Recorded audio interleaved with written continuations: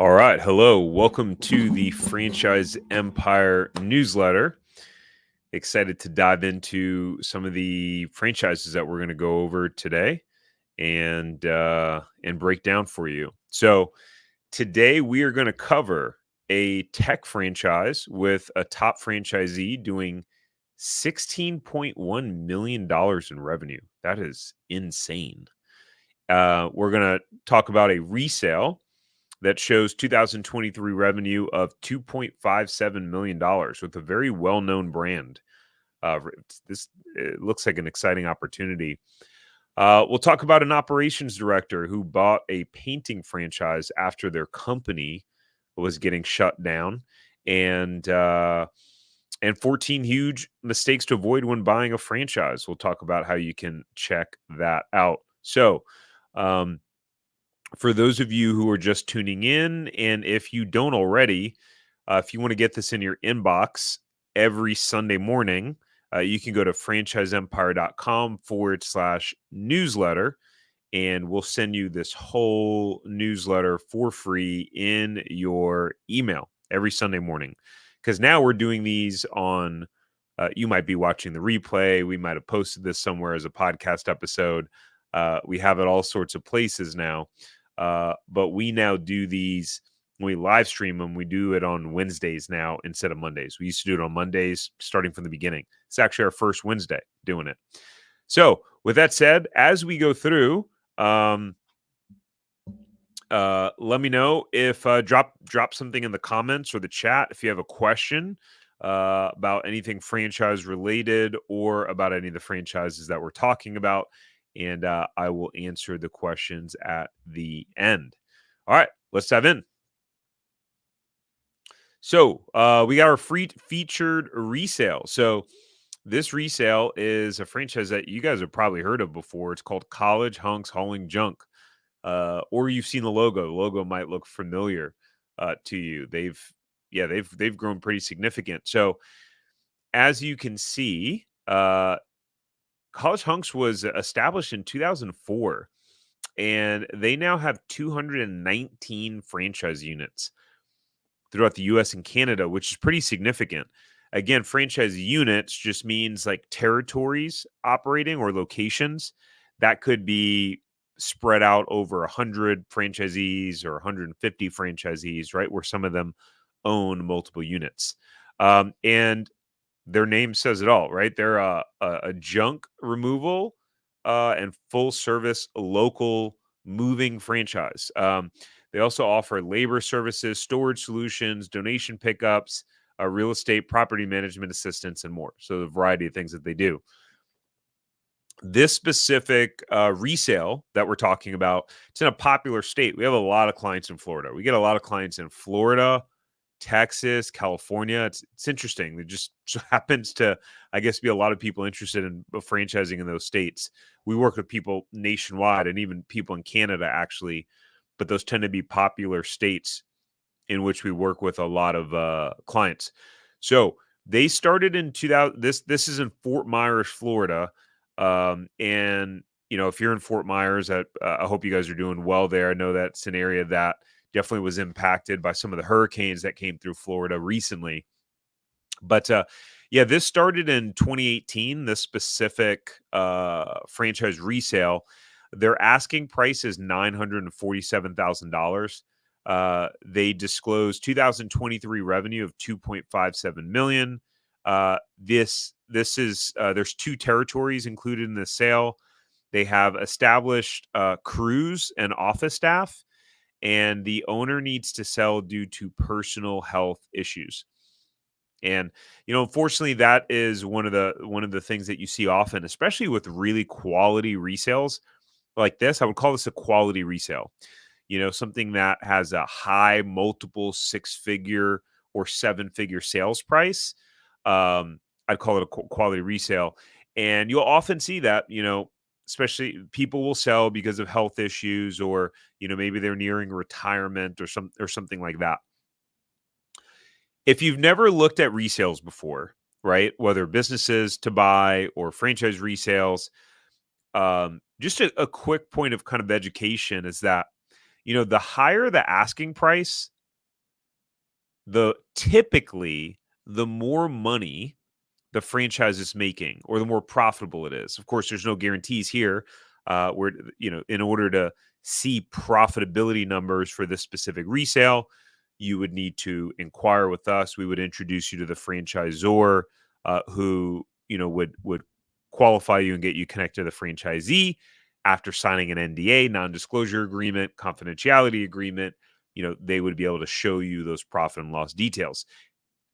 Anyways, the reason why a high asking price is good with a resale is because typically businesses sell for a multiple of their profits, right? So as an example, if you're not familiar, some of you may be familiar with those terms, but if, let's say, a business is selling for 3 times its multiple of its profits, and it's for sale for $900,000, then that means it's making $300,000 in profit, right? Because $300,000 times 3 is $900,000.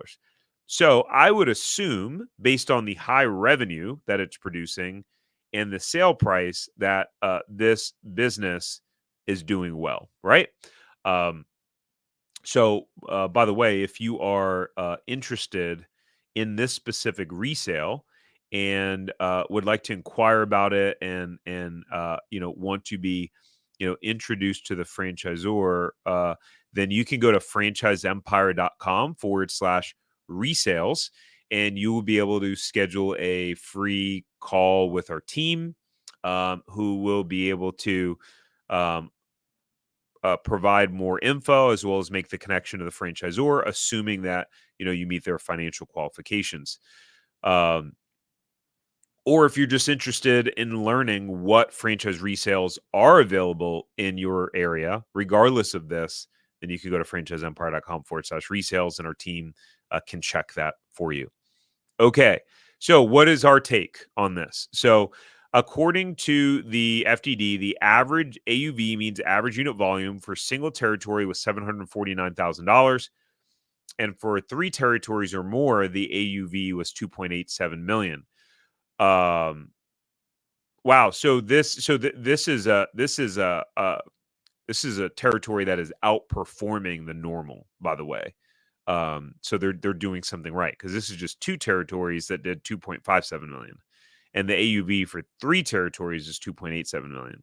So this is a high performing system here. College Hunks has an in-house call center. Pretty cool, right? So they have a corporate call center that answers all inbound calls and will give a majority of the estimates over the phone to your customers, right? So imagine that. That's one of the cool things about franchises. People are like, should I buy a franchise? Should I start my own thing? Well, number one, it depends on your goals, what you're optimizing for, etc., what your skill sets are, what you're looking for. But imagine being able to plug and play with a business that already has a built-out call center where you don't have to have those people in-house, for that specific task. Pretty cool. And then for larger houses, you'll send a salesperson to give a more detailed estimate. Pretty cool. There's multiple revenue streams with this business. You can service both residential and commercial in both moving and junk hauling capacities. So pretty cool stuff. So again, if you guys are interested in this specific franchise, or you just want to see what franchise resales are available in your area, go to franchiseempire.com/resales. You'll be able to schedule a free 15-minute meeting with our team. You do need to make sure that you have, at bare minimum, a net worth of $150,000 or more, bare minimum, because, as you know, in order to qualify for franchises or to get the funding you need to have the right capital and be in the right financial situation. So let's move on, ladies and gentlemen. Let's talk about a quick client case study. And so, if you're just watching this for the first time, in these newsletters, we share a franchise resale. We share a client case study of someone that our team has worked with. We share a franchise of the week, which is just a new franchise that you can start up from new. And then we share our most recent episode of our podcast, where you can go check it out. So Patrick, let's talk about Patrick, right? Patrick, and the reason why we do this is because I think it's powerful to, you can see yourself in other people.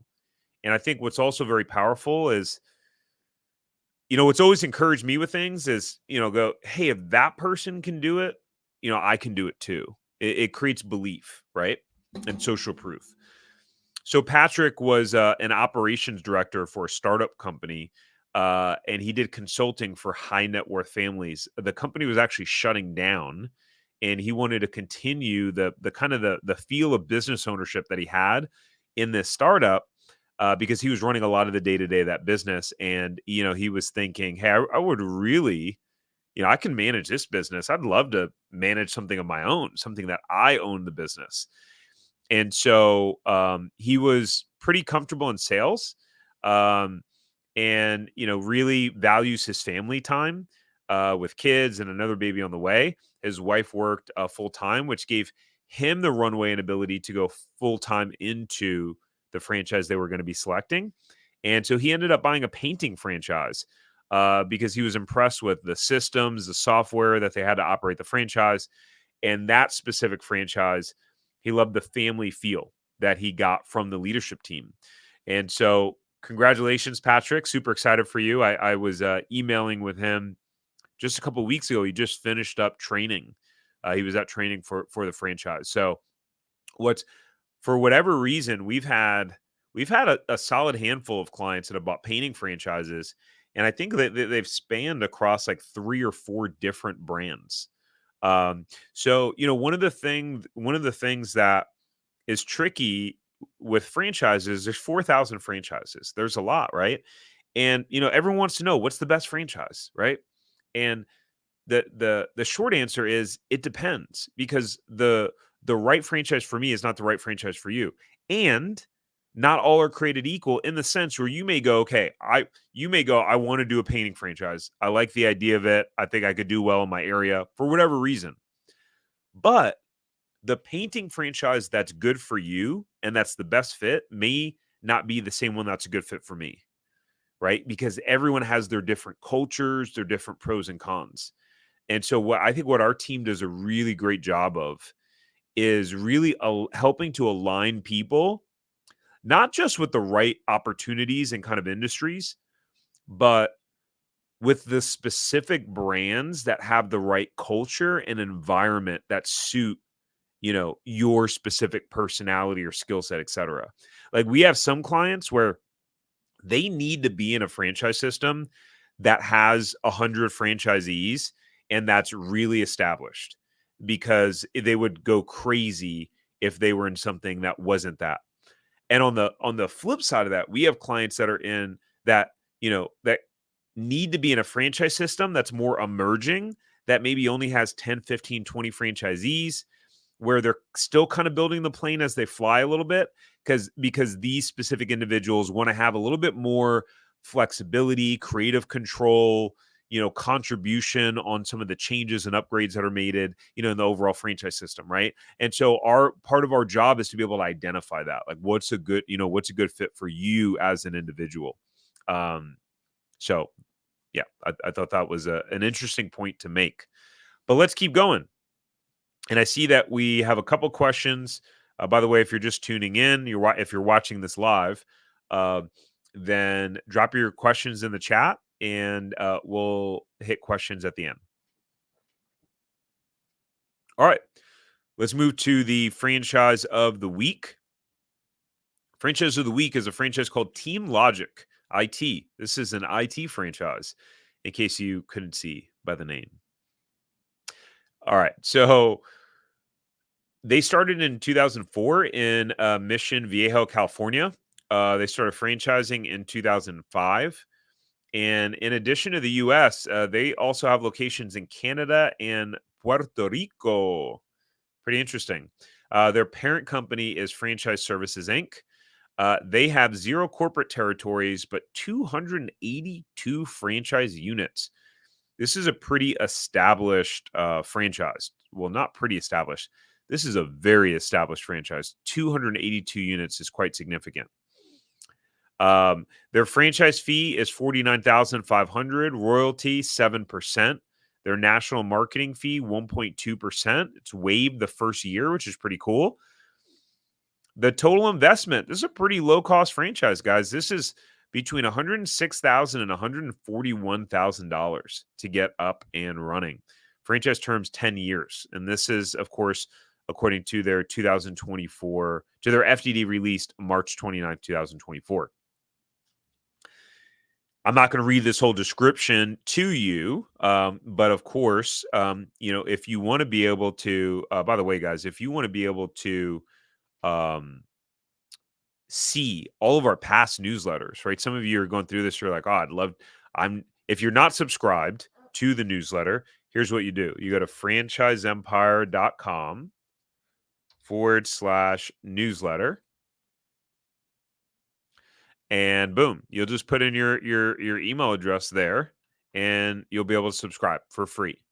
But if you wanted to see the past newsletters that we've done, because we have them all available, you'll go up here to resources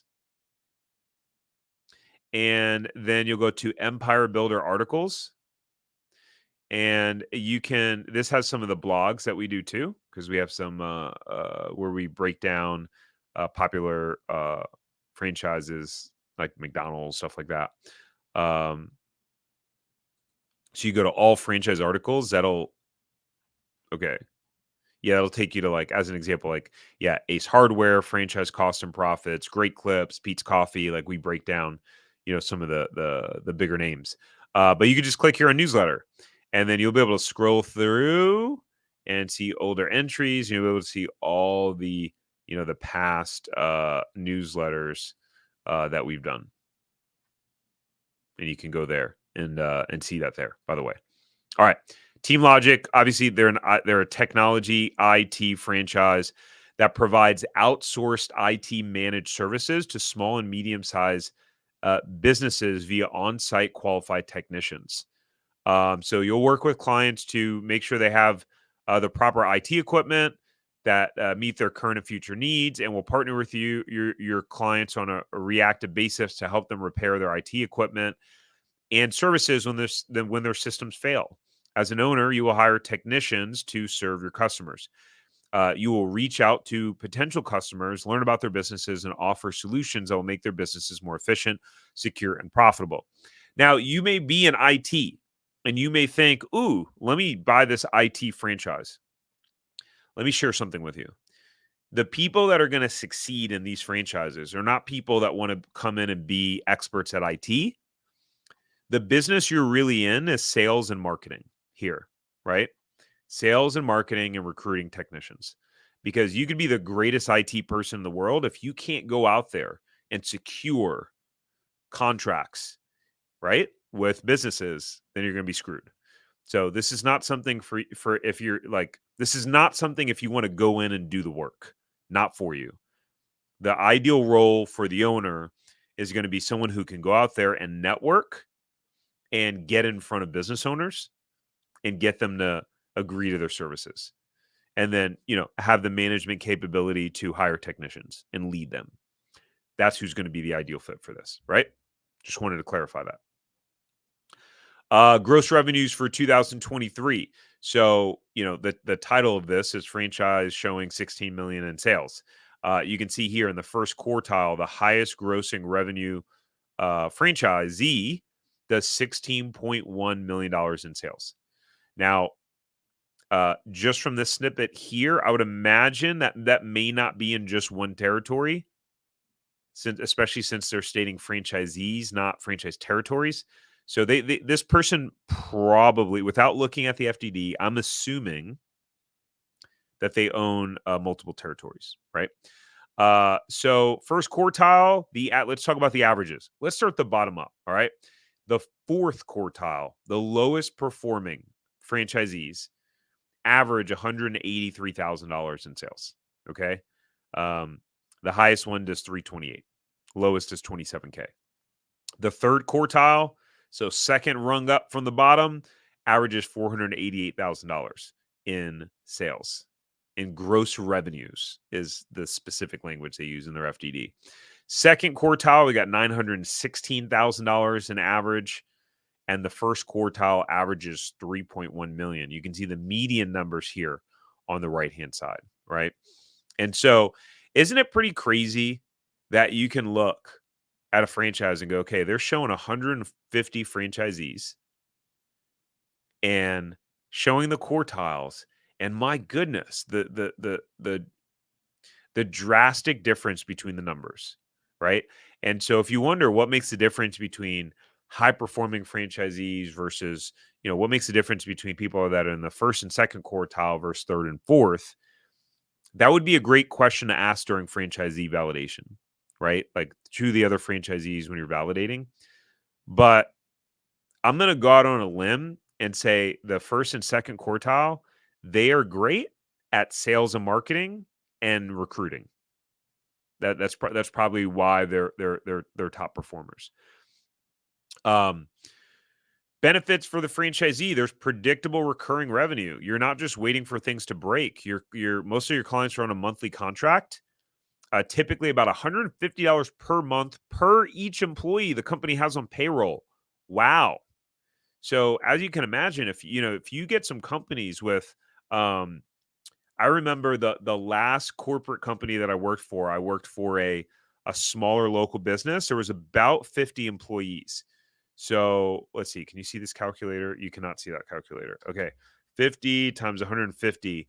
That's $7,500 a month. That company was, if that's what they were charging, that's $7,500 a month in recurring revenue they would have been getting, because the company that I was working for did have a managed outsourced IT company. Because think about it, a lot of these small, medium sized businesses, they may not want to employ a full tech department, right, or IT department in house, and you may have an IT department in house, but need some additional support. So pretty cool. Multiple revenue streams, right? In addition, to the managed IT services, you can also provide data backup and recovery services, computer assessment and purchasing, installations of systems, email management and troubleshooting. Some pretty cool stuff. What's funny is as I'm going through this, I'm like, I think I actually could use something like this as we as we grow here at Franchise Empire. I'm like, I think we're going to have some technology needs.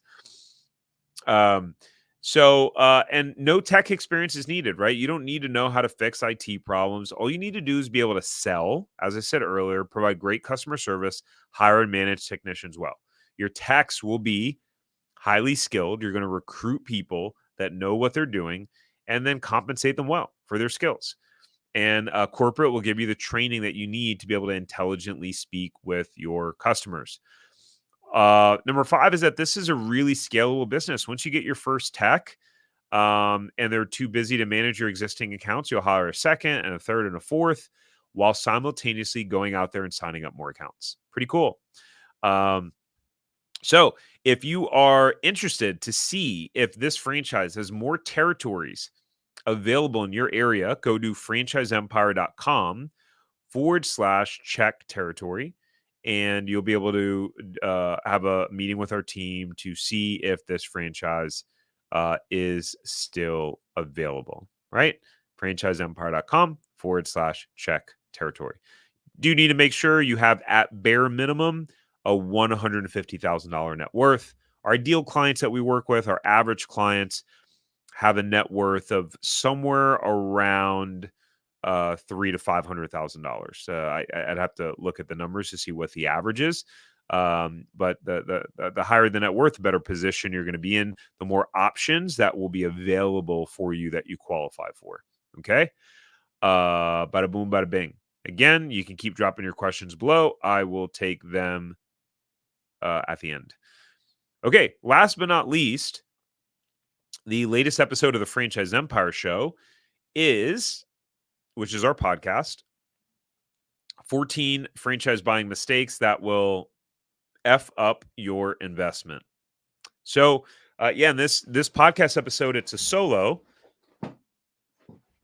and it's a solo episode of me diving deep into 14 franchise buying mistakes that people make that could really get you in big trouble.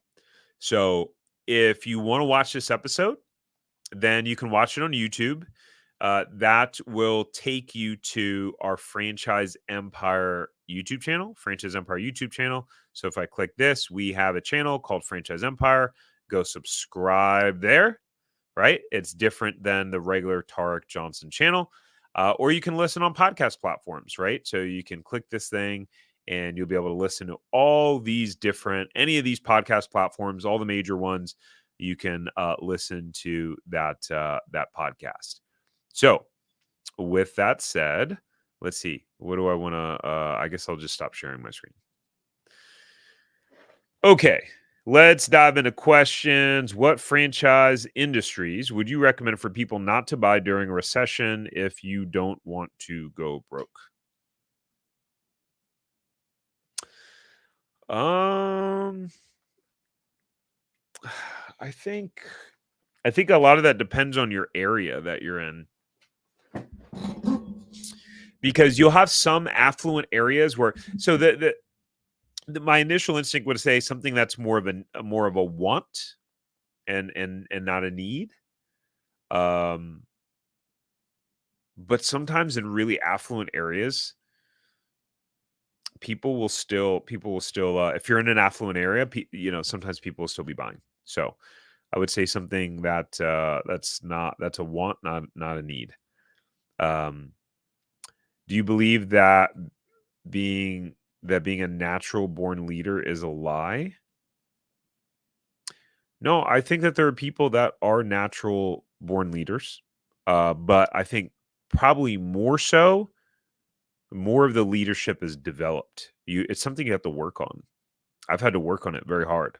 I was not a great leader, and some may say I'm still not a great leader. Hopefully, not many would say that. But I've had to cultivate it. I mean, I go to business workshops, I hire coaches, I go to seminars, I read a lot of books. So I definitely think it's something you can cultivate and develop. Do you believe in the saying to work smarter, not harder in your business or franchise? I believe in working smart and hard. That's what I believe in. Yeah. I think people like to use the work smarter, not harder as kind of like a cop out to potentially be lazy. And I think you should work smart and you should also work hard.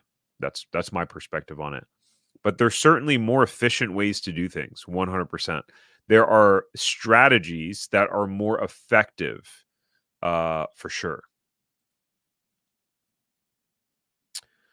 I don't really know much about the metaverse stuff. So AI, yeah, big. I mean, we use AI a ton in our business now to help with like content creation, different things. I know our marketing team uses it for some stuff. So yeah, definitely the future. Let's see. Tanya said, "Is it true that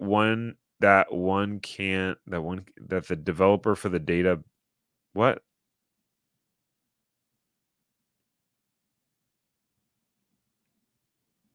I don't understand the question, Tanya. I'm having a hard time. Is it true that one can the developer for the data backing these data points?" Yeah, I do not understand that question. Maybe you can rephrase that. Would you say it's better to buy a resale franchise or brand new franchise? What are the pros and cons? I am pretty sure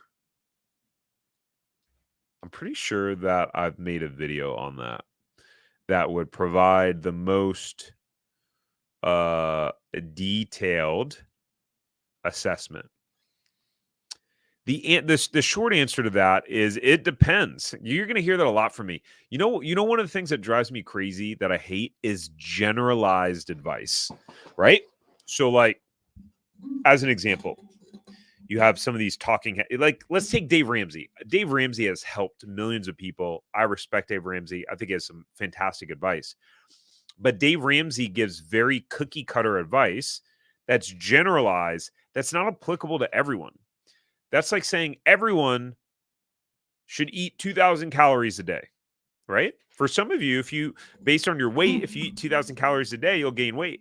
For some of you, if you eat 2,000 calories a day, based on your activity level, where you are now, it won't be enough to sustain you, right? So to say, is it better to buy a franchise resale or brand new? It depends. right?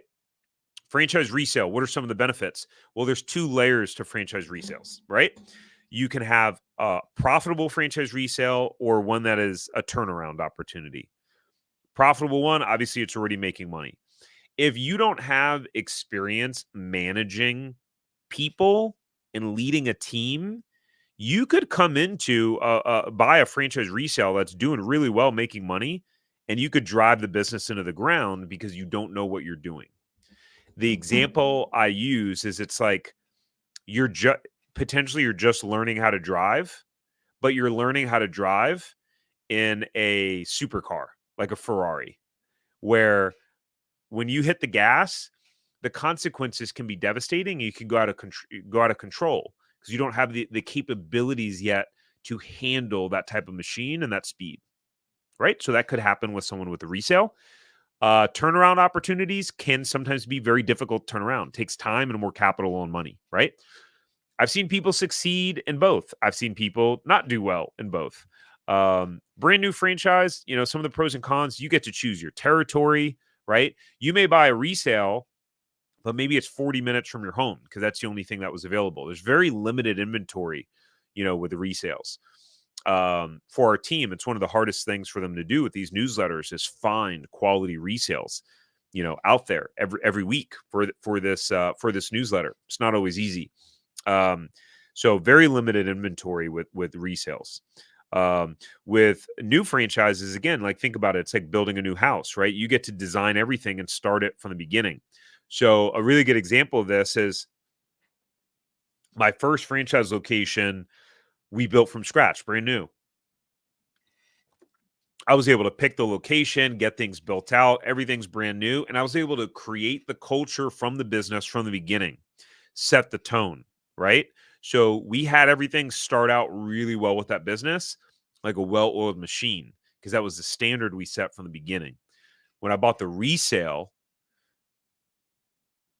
that took a while. I pretty much had to clear house of all the employees because there was a very low standard that was set.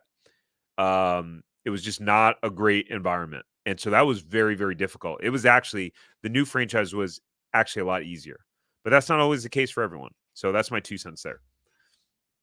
But again, I have a whole video on that franchise resale. I believe, I think so.